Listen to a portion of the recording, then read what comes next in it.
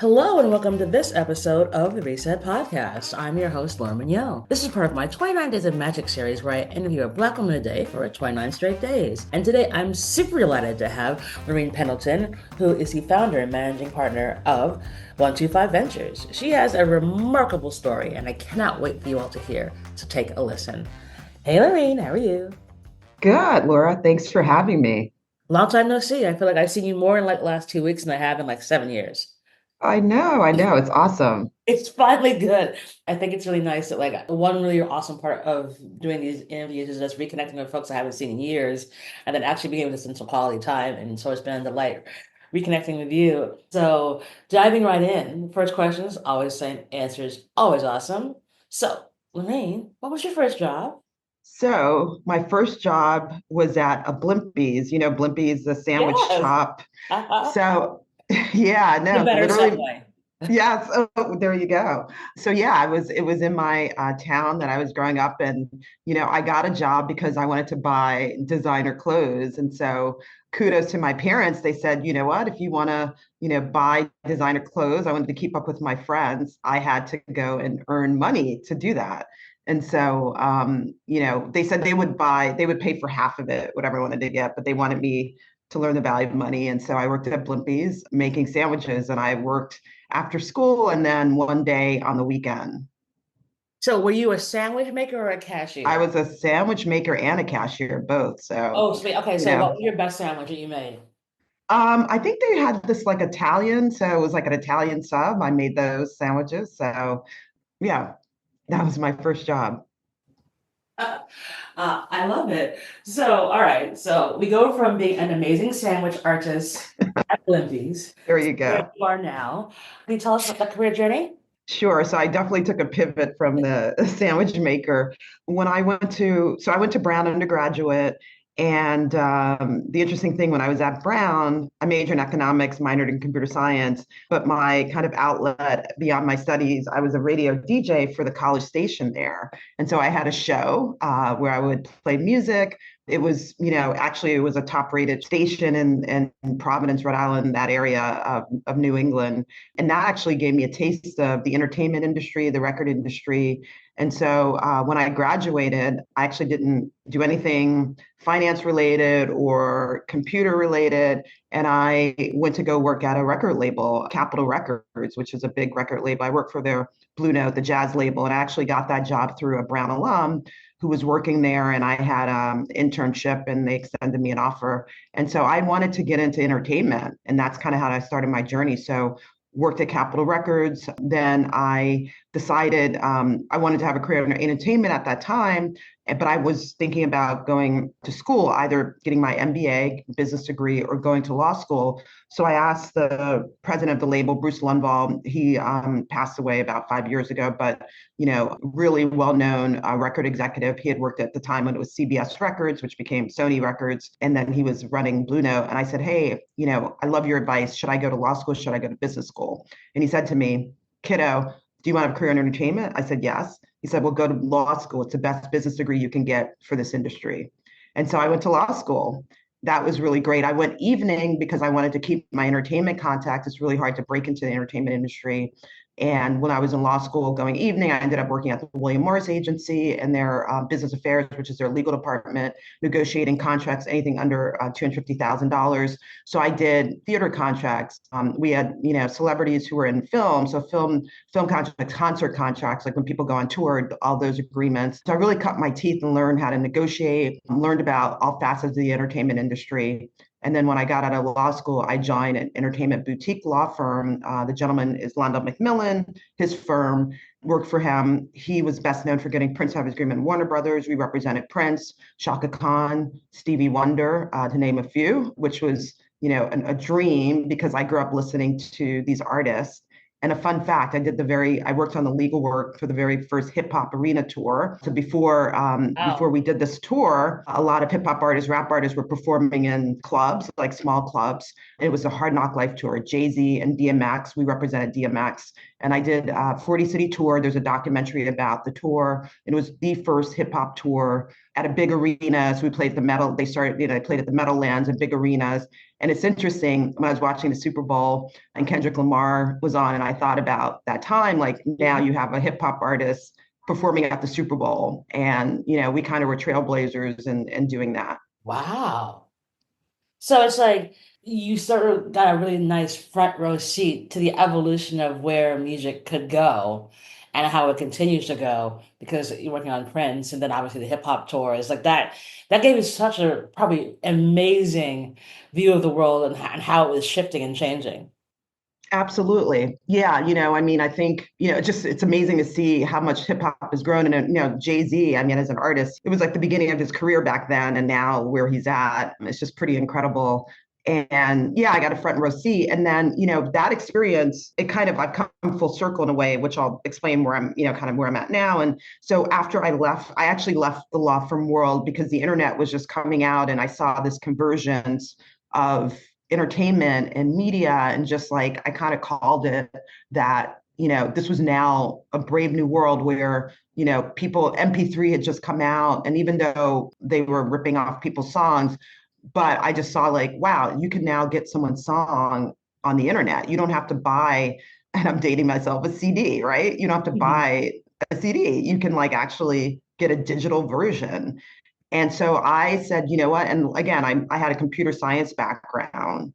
And so I was always comfortable with technology. And I decided to take the leap of faith. I left, and people thought I was crazy leaving the law firm world and this amazing job. But I said, you know what? The internet's here to stay. There's going to be some interesting disruption going to happen. So I joined an Israeli company. It was called Net Customize. It was doing basically ahead of its time, kind of content recommendation. So if you hear a piece of content or see a piece of content based on that, it would make recommendations. And so we were really ahead of our time. Now that's like this is, I tell people, it was my first lesson in product market fit. We had a great product, but the market wasn't quite there. Now it's ubiquitous. You watch Netflix, it'll make recommendations for you. You buy something on Amazon, it'll make recommendations. So we were doing that. We had raised money from GE Capital. But we couldn't find the market. I was focused on business development, but we were too ahead of our time, and so that company had to unwind. And I was at a crossroads: do I stay on this whole startup route, the internet, or do I go back to practicing law? And I chose to keep on the internet track and to continue. I just felt this is a growing area in technology and all of this. So I went and joined a company called Community Connect.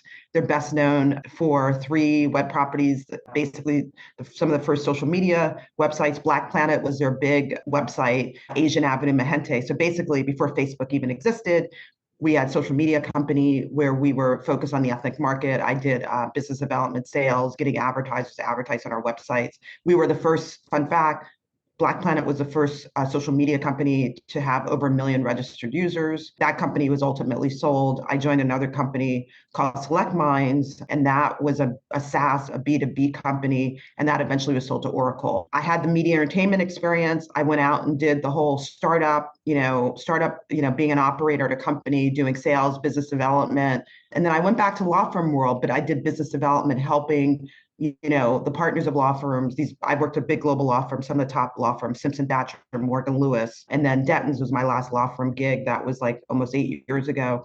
But working to help bring in clients and help bring in business. We represented big clients like Google, Apple, large companies. It was really great. I learned about different industries and also, just kind of the pain points that they had. And how I got into investing where I'm at now is because 11 years ago, I'll never forget, I was home, had TV on in the background. I was like, kind of doing my laundry, and there was a show on in the background, and they had talking about Black entrepreneurs, and it said less than 1% of VC went to Black founders, and then less than 2% went to women. And unfortunately, that stat has not changed much. At And literally, all. it stopped me in my tracks. And I said, that can't be. The companies I worked at, startups, they all were venture backed. I knew the importance of having funding and to grow, and, one folded, but 2 were acquired. And had we not gotten financing, that wouldn't have happened. And sure enough, I couldn't believe that stat. And I did research and found out that was the case. And I said, I'm going to change that.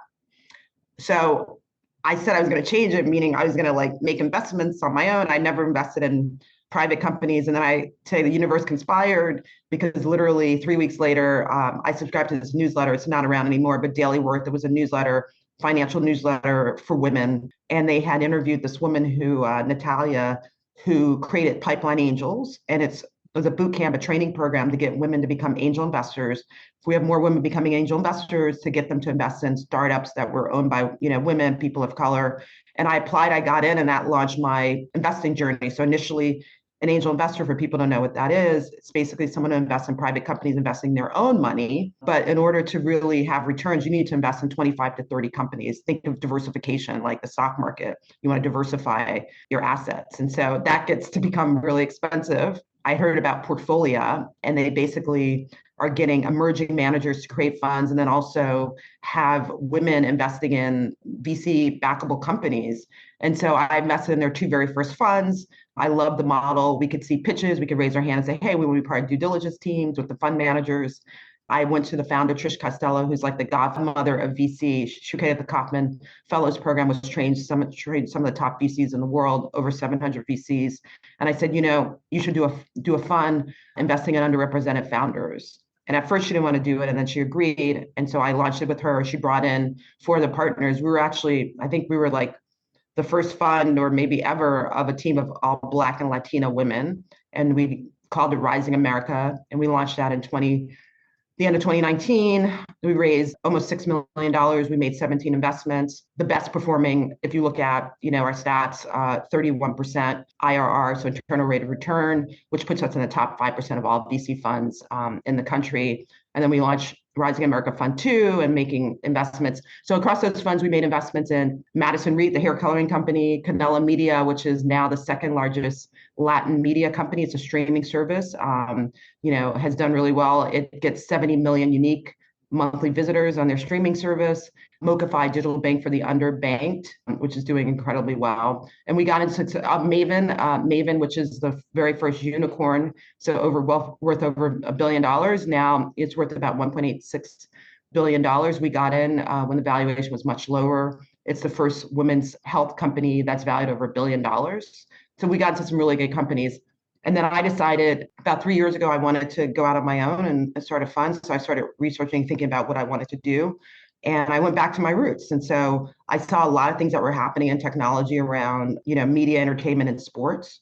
So I decided to launch 125 Ventures, which is named after the most iconic street in Harlem, 125th Street, where I was born and raised until about 11. And the Apollo Theater is there, Rucker Park, where basketball greats have played. And I launched it, and it's investing in sports, media, and entertainment at the intersection of tech. But in the sports area, really focused on women's sports, which is going to be the biggest source of alpha and returns of the next decade. Women's sports is projected to grow 300% through 2030. And so we're investing in technology companies and sports media entertainment. So you've had like 15 lives. Oh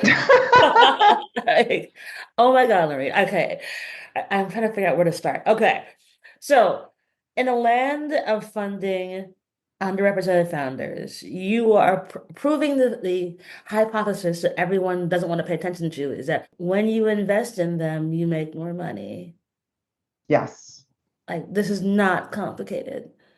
No. It really isn't. Why do you think folks don't get this? Or just don't want to get this? I think it's a combination of, I think some people don't get it. I think they really don't get it. They have blind spots. And I also think that there's some people who don't want to get it and they want to maintain the status quo. So if you look at venture capital in this country, if you look at the people who are writing the checks, they're not people like me. I'm an anomaly. I think there's something like less than 0.5% of Black women or VCs in this country who are like own their own firm or whatever. It's a pretty sobering stat. And then also women, irrespective of their race. I'll give you an example. So Canela Media, I mentioned, second largest media company right now in Latin America. It's been around just over 5 years, incredible revenue. Inc. had named it top 100 fastest growing company out of 5,000 companies in the United States. That's what they were named in 2024. So when she went out to raise money, and she had another company, she had an exit. It was an ad tech company, so advertising technology. And she couldn't get funding. She went to over 120 VCs. And this is someone who had exited her company. So she was actually So made show, money. she know how to make money. Yeah, she's Latina Exactly. immigrant woman. And she said, hey, I have this idea. The Latino market is a fast growing market. They're underserved, Spanish language channel. It was an ad supported service. She went out to Sand Hill Road in Silicon Valley. That's where a lot of big VCs are. She talked to big VCs in New York. None of them, she got 120 no's. The first people, including my fund, who invested, only 7 funds initially invested in her. Of those funds were all either led by women or led by people of color. Fast forward, as I mentioned, she's one of the fastest growing companies in the United States. I can't disclose her valuation, but when we invested, it was a $10 million valuation. She has incredible increase in valuation. Basically, all those VCs had a blind spot. And literally they said to her, why don't you charge a subscription service, Netflix, Amazon, they charge subscription. That's how you're going to make money. This is your business model is faulty. It's not going to work. And now look what's happening. Everyone now has ad supported. Exactly. But the whole thing is we knew immediately when she pitched us, because our very first investment was in a digital bank for the under and unbanked. And I didn't know this. I was like, oh, that's interesting. Probably not, like, that's not a lot of people. Actually, 60 million people in the United States are either unbanked or underbanked, meaning they have to go to check cashing place, or they have to go to like a Walmart to cash their check. Mhm. They don't have a bank account. They don't have a credit card. So if you're unbankable, you don't have a credit card. So guess what? You can't use Amazon Prime or Netflix because you don't have a credit card. So then all those people are left out. So she said, there's a lot of people who are left out, unaddressed market. She was a Latina and she understood the market. She came from ad tech, so she knew how to get advertisers and deliver ads. And look, fast forward, one of the fastest growing companies in the United States. So here's the thing, if we didn't exist, she would not be here. She employs over 200 people. That's why we need to have people who are diverse, people who have a different, path, because they get to know markets that are overlooked by traditional VCs. And this company is doing well. That's why, to your point, back to the original question, diverse founders, women founders have shown, like, they actually outperform teams that are like, homogeneous. And yet they don't get the funding. It's because the people who are writing the checks don't look like them, or don't want to write the checks, or don't understand markets. They have a blind spot or don't want to. Well, one, thank you for what you're doing because it's necessary. I'm a firm believer, and I think the last several months have sort of proved that like where the money resides is where the power resides. And the only thing in the way that these things are going to change is if we create more unicorns, like what you've been able to help invest in to help grow, to create the big Candela medias where they can, again, help to push the narratives out to other folks and provide information and media. Because if we just leave it up to what exists, nothing will change. Exactly. Yeah. Yeah. And it's like, and here's the thing. It's like, I think people think if you're taking away, like, if there's so much money available in this country, or just even globally. I mean, I was reading something like there's over like about 1.5 trillion, like, kind of dry powder, because, some people haven't put their private equity and some VCs haven't put the money to work because, just because the market, the way it's been, there hasn't been a lot of exits, and M&A has been down. And so there's money sitting on the sidelines. And just because, you're investing, some people think, oh, you invested a woman or you invested a person of color, it's like charity, which is not the case. We talked about, endless studies have shown, diverse founders, women, they do well, but they're underfunded. And so imagine, and I think Citigroup did a report actually specifically on Black founders, something like, if Black founders were given a certain amount of money, it would bring about 2 trillion to the economy, because, you're creating jobs, you're creating wealth. So people are going to spend. They're not going to be reliant on certain things. And that's going to be, it's kind of like, all boats will rise. And yet people don't, for whatever reason, I mean, think of part of it is like they either have a blind spot or they just don't want to have people get ahead. And I'm convinced of that. But so that's why it's important for people like me to exist. And my fund, the 125 Ventures, it's actually, I invest in any founder. It could be a white male, as long as I think the company is good. But I mean, obviously, I'm going to see amazing deal flow from people of color, from women, because that's my network. And then, but I'm investing in anyone. But, obviously I think my fund will over index in, people who've been, historically left out of venture capital just because of my experience and who I am. But also, it'll make you more successful. Bottom line. I mean, Absolutely. I Yeah. think folks seem to forget, and this is part of the reason why I'm doing 29 days, is that Black women just find a way to make it work. We like the undergirding truth about all of us is that we find a way. And if we find a way when we have $4, what happens when we have 4 million? What happens when we have 40 million? What happens when we have 400 million? What happens when we have 4 billion? It's not going to be that we're going to try and go to Mars. It's like we're probably going to try and solve like We'll we're solve a problem. No, yeah, pain point, like what Canela Media is doing, providing content to an unaddressed market. I mean, look, we make $1 out of 50 cents. That's because we don't have the luxury. We don't get the funding that other people get. We don't get the opportunities a lot of people get. And so we will do what we need to do and roll up our sleeves. And that's a trait that you want in a founder. You want exactly. someone who's going to All the be things that you want in a founder is encompassed in the natural ability of every Black woman. The fact that folks do these ridiculous pattern matching or all this other jibber jabber, or have founders who are building things that are not a problem for anyone who lives in the real world. It's, yes, I exactly. mean, there are so many. I mean, that the outgrowth of women's sports shocks so many people. But to you and me, as we were chatting before, like, duh. Why are you surprised that this is happening now? Like, Yeah, yeah. I mean, I had conversations like, I've been working on the fund, as I mentioned, for 3 years. You don't just like launch it. I launched it last year, but you do some market research, you figure out, you talk to people and say, what do you think about this?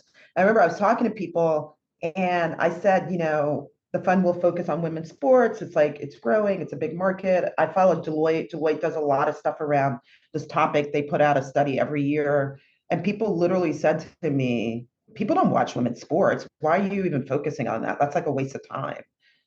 They literally said that to me. And then it's interesting now, fast forward, people are reaching out to me, hey, you're doing women's sports. Like, I know you're investing in women's sports. Love to talk to you. It's just interesting. And so, I think part of it is also when other people looking at opportunities that other people aren't looking at and being kind of first mover. And now like people are jumping on women's sports. And, the other thing I didn't mention, because I'm familiar with Rhode Island, and one of my fund advisors, Brett Johnson, he launched the Rhode Island Football Club, which is a men's soccer team in the USL, and I invested. And also, he's building a stadium, Tidewater Stadium, in Rhode Island, a $130 million stadium. I'm an investor in that as well. And so I've gotten to see like just inside of like ownership of a team and building a stadium and all that. And, he's likely going to launch the women's team as well. And so I'll be a part of that, part owner of that as well. But it's interesting, just now people are waking up and seeing that, women, they're getting a larger media rights deal. They have a high merchandise sales. The games and matches are sold out. Now the WNBA is now the fifth most popular sport in the United States, beating out some men's sports like Major League Soccer and also the PGA golf. And that happened last year, which is remarkable. And then, women's soccer is top 10. National Women's Soccer League is top 10. We had Angel City was sold to Bob Iger. He's the CEO of Disney. That team was launched with like, I don't somewhere between $1 to $3 million. Fast forward in 4 years, it was sold for $250 million. It's now the most valuable women's franchise. And look, a lot of people like sports. It's sexy in terms of an asset class. People want to get into it. But you can't, for you to get into be an NFL team, you've got to be a billionaire. Whereas women, actually, it's an undervalued asset that's growing, and you want to get in when it's undervalued and it's going to have growth, but it's accessible, more accessible than an NFL team. So that's what you want to invest in those things, and that's what we're going to be doing, investing in one or two like franchises and teams, but then also the technology around disrupting around sports media entertainment. and thank you for all the work you're doing. That's been so imperative. I mean, I remember it was Sedona Price or Prince, I might be saying her name wrong, who played for one of the NCAA teams back in 2021, first year after COVID. And she did the viral TikTok of showing what the men's locker room looked like and training facility looked like, Yeah, what yeah. women's look like. And it was such a huge cluster F of difference. And it went viral so fast. And I remember saying to a friend of mine, I was like, this is why women's sports is going to win. Because there is no viral moment in men's sports that folks go like, oh my gosh. But women's sports, because who is on social media? like it's women. They're Yeah, they're going to be the loudest voices. So if one player was able to do this, and she was a quote unquote mid-tier player, imagine what happens if you start grabbing some of these players who are doing amazing things. And then lo and behold, what do we have? Angel Reese, Caitlin Clark, Paige Buckers, Judy Watson, Flage. Like all of this happens in the last 3 to 4 years. But it starts with someone recognizing that, wait a minute, the power of social media, women's sports. If you put those two things together, guess what's going to happen? Eyeballs, which means money, which means growth, which means endorsements and all the things behind it. And I'm still blown away that some folks don't see the value there. It's truly shocking to me.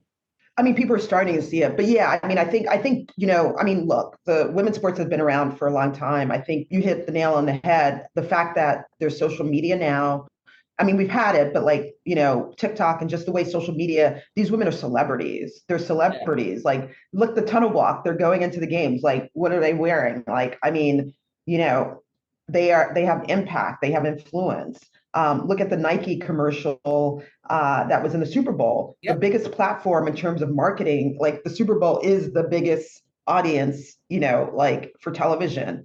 And Nike, you know what? They've lost about 33% of their market share in terms of their stock valuation over the past couple of years from competitors, other sneaker brands and competitors.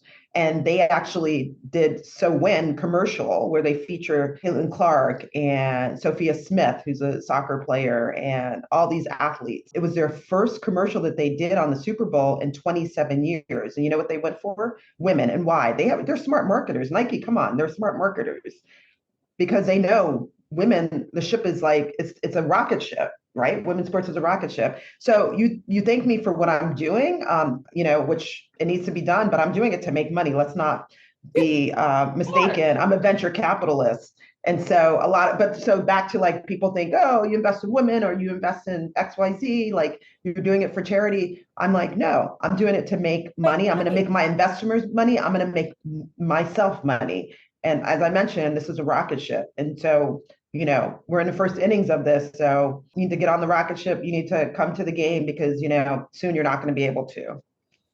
Well, and that's the key point about it. It's like you seeing it and understanding, do you like money? Well, here's where you need to be putting your money. Like it's not a game. This is not because I feel like I want to support women, rah rah. No, it's like I want to support women because I know I will make a buttload of money. And I think Yes. very often we don't say that loud enough, where it's like this is it, this is all about capitalism. At the end of the day, like we're trying to make incredible growth for ourselves, for our LPs, for our partners, because again, those who have the money move the world. Yes. That's the Yeah, way it is. And absolutely. talking about all the amazing things that you've done, what do you think you'd tell 18-year-old Maureen? I would tell 18-year-old Lorine, don't be afraid to take a risk. I think for a long time I played it safe, but I don't have any regrets. You said I have, what did you say, at 20 lives but this fund was basically, 20 years in the making. If I hadn't done all the things that I did, I wouldn't be able to be where I'm at and doing what I'm doing right now. I look back, sometimes like, I played a little too safe. Maybe I should have taken a risk sooner and I did take some risks, but I think a lot of people are afraid to take a risk. And I think the people when I say risk, calculated risk, like I'm not going to just go do something like crazy. But I think people who are successful at some point have had to take a risk and had to take a risk and, calculate a risk and don't be afraid. And also don't be afraid to fail, especially as Black women. Like we have this like weight on our shoulders, like we cannot fail, like, and we don't want to look like a failure because we get into rooms that other people that we have been, our ancestors have not gotten into.